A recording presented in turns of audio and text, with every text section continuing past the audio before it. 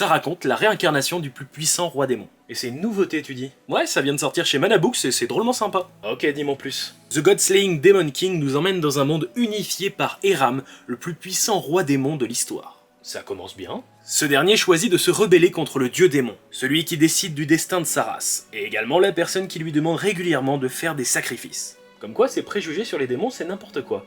Et du coup, il a réussi à le battre? Et malheureusement non, car le dieu démon joue sa carte « Je suis un dieu et je t'emmerde » en lui lançant une bonne mort subite à coup de châtiment divin. C'est craqué, clairement. Et donc il se réincarne. Oui, mais 500 ans plus tard. Ça fait beaucoup. Bah il a changé la formule de résurrection au dernier moment en voyant que les dieux avaient droit de vie ou de mort sur leur sujet. Et il fait quoi du coup? Il s'est réincarné en humain, une race qui ne bénéficie pas de protection divine. Ok, donc il est libre de ses mouvements et de son destin, mais j'imagine que sans protection divine, les humains c'est les plus faibles? Ouais, mais c'est aussi eux qui ont le plus gros potentiel. Et avec ses connaissances et les circuits magiques d'un roi démon, il va pouvoir se venger. C'est le plan. Bon, je comprends qu'on a un héros badass, mais à part ça, c'est pas incroyable niveau dessin, même plutôt radin sur les décors, mais le peu qu'on nous montre, j'aime beaucoup. Ouais, c'est plutôt beau, mais c'est vrai que... putain, c'est vide.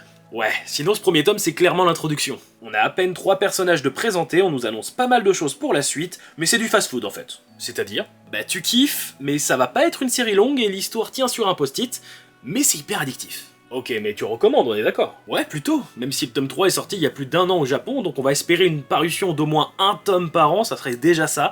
Après on aura les 3 premiers tomes chez Mana Books plutôt rapidement. Addictif, c'est ce que je disais.